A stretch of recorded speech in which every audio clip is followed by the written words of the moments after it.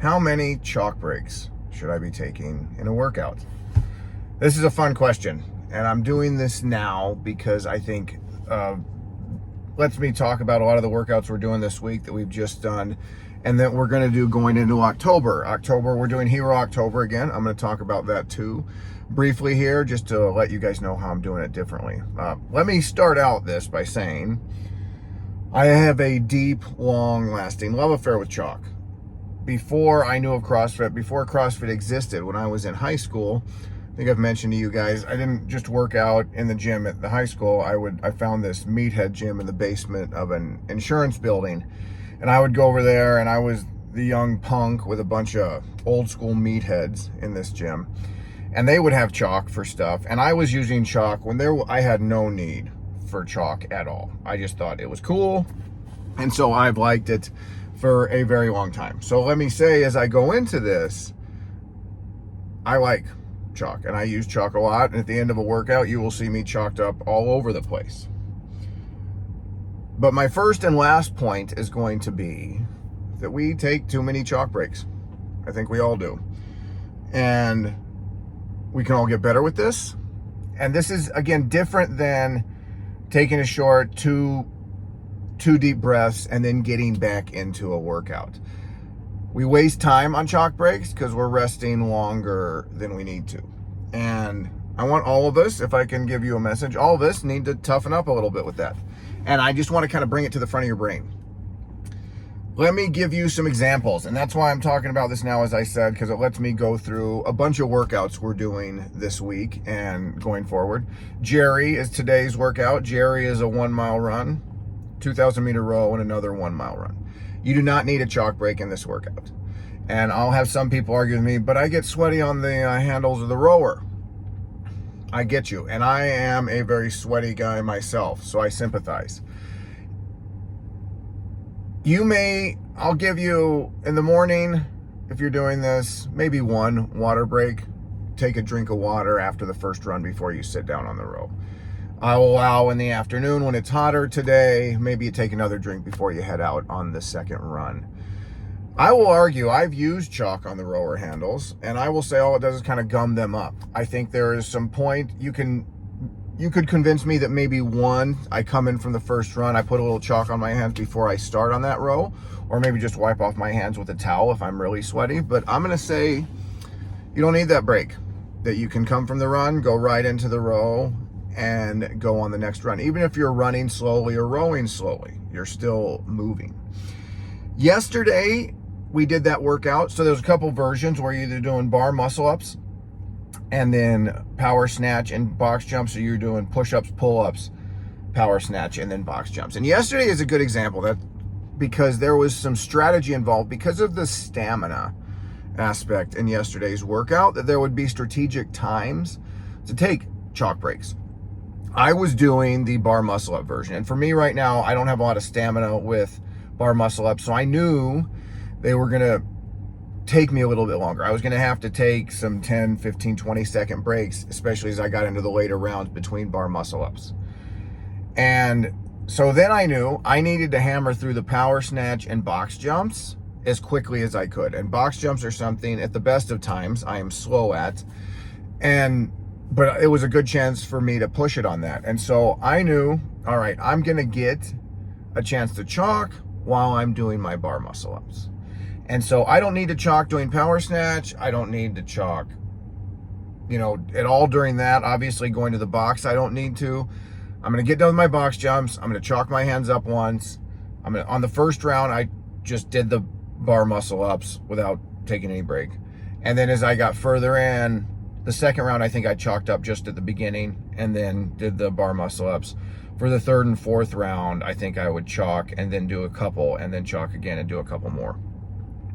So that was my strategy. And so it allowed me I knew I was going to get breaks there, so I could eliminate breaks during the power snatch and during the box jumps. And that's where I say, when you know you're going to chalk, I like to think through a workout. Janelle likes to kind of turn her brain off during a workout, but at the same time, don't use this I'm just mindlessness chalk breaks to give yourself excuses for taking more breaks than you need to. if there's reason and there's time to chalk up, then yeah, that's great. Let's do it. Then don't take breaks other times.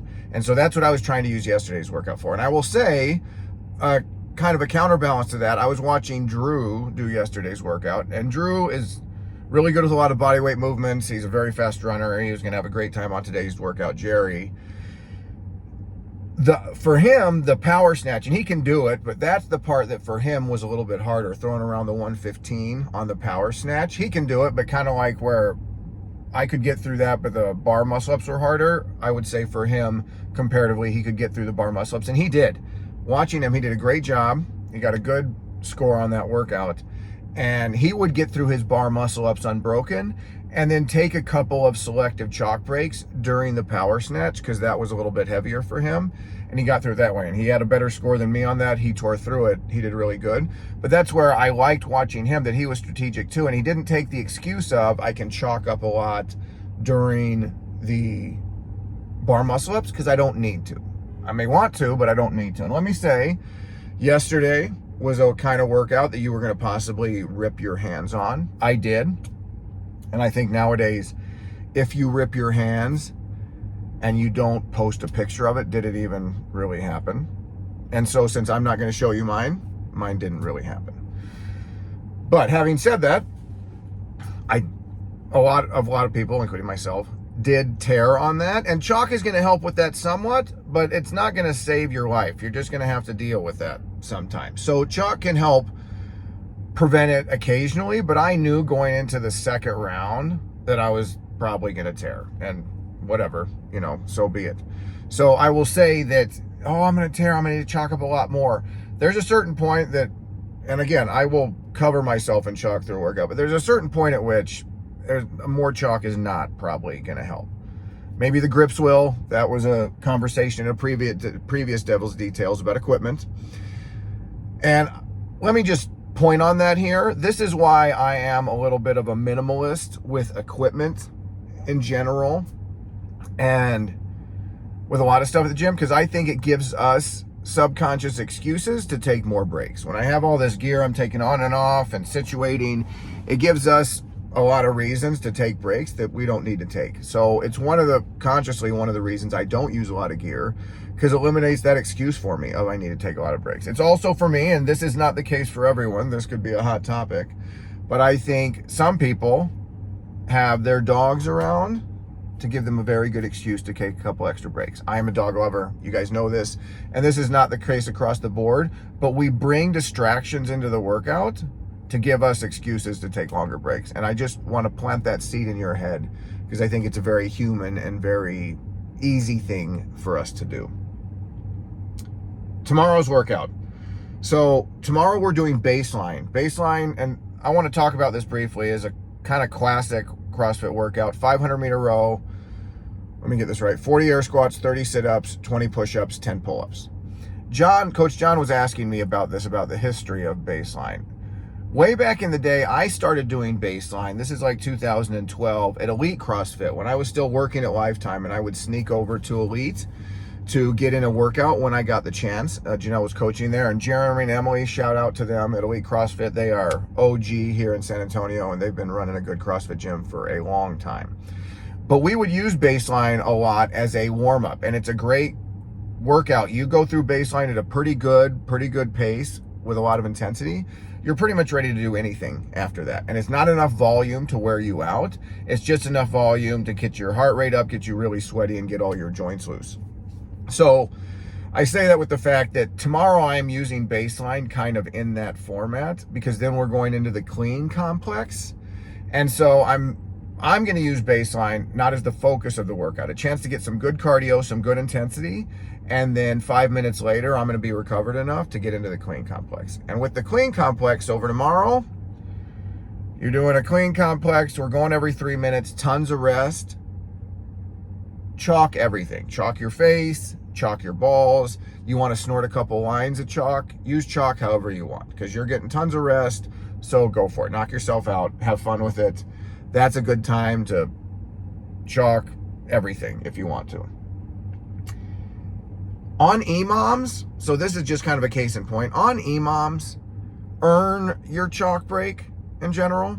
So what I mean by that is finish the work in that minute and then chalk afterwards. Work hard enough to give yourself 10 seconds at the end of that minute to chalk up then before you go into another movement. Don't chalk while you're doing the work in the EMOM. I just think that is a totally unnecessary break. Let's say it's a workout, it's wall balls in a minute and then toes to bar and then dumbbell snatch. Something I could see myself programming, some combination thereof. Get the wall balls done fast so you can chalk before the toes to bar. If you want to chalk for the dumbbell snatch, get the toes to bar done fast enough to get to the dumbbell snatch. EMOMs are not an excuse to take the whole minute. The point is to go hard and rest and go hard and rest and go hard and rest.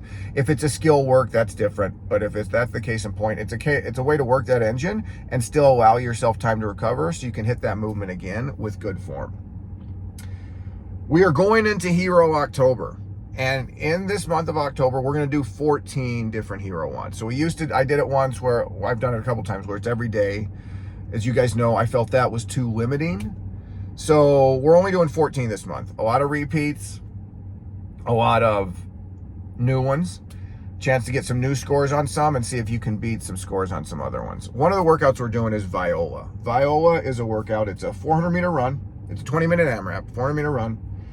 11 power snatch, 17 pull-ups, 13 power cleans. So a lot of grip, a lot of handsy movements. First, let me say 11 power snatch, 17 pull-ups, 13 power cleans. So 11 power snatch, 13 power cleans. Don't do singles. Like, just don't be a wuss. Do at least 3 at a time, touch and go.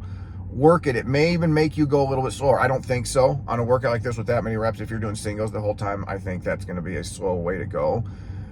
Work your grip. Work cycling the barbell. Go touch and go. And it's 95-65, not heavy. But that's why I have a sweat option. So if that is a weight you'd have to be doing singles the whole time, I would prefer go down to 75-55 and cycle that barbell a little bit. But that is a day. You know you're going to have to take long breaks. It's a lot of work. Heart rate's going to be high. Take the long break at the same time as the chalk break. Don't make that 2 breaks.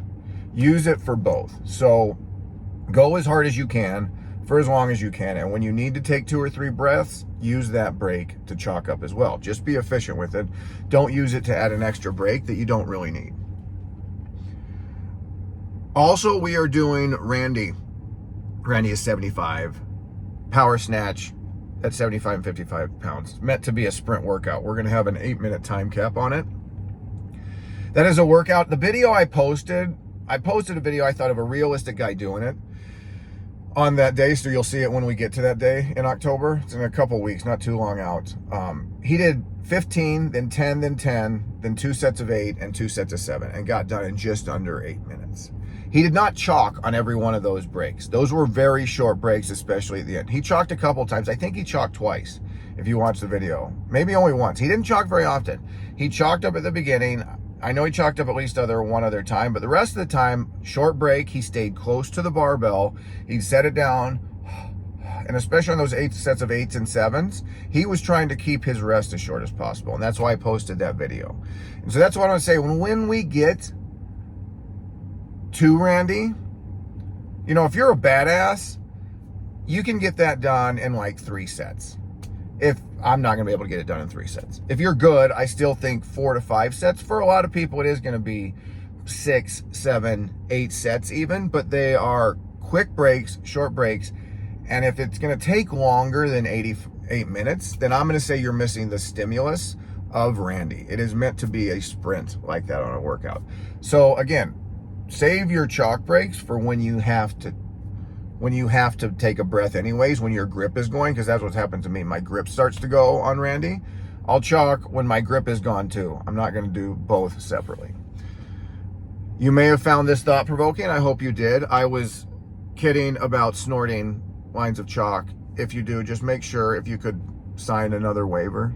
So I have a current one on file. That would be nice. All right, guys, right on. I will talk to you next week.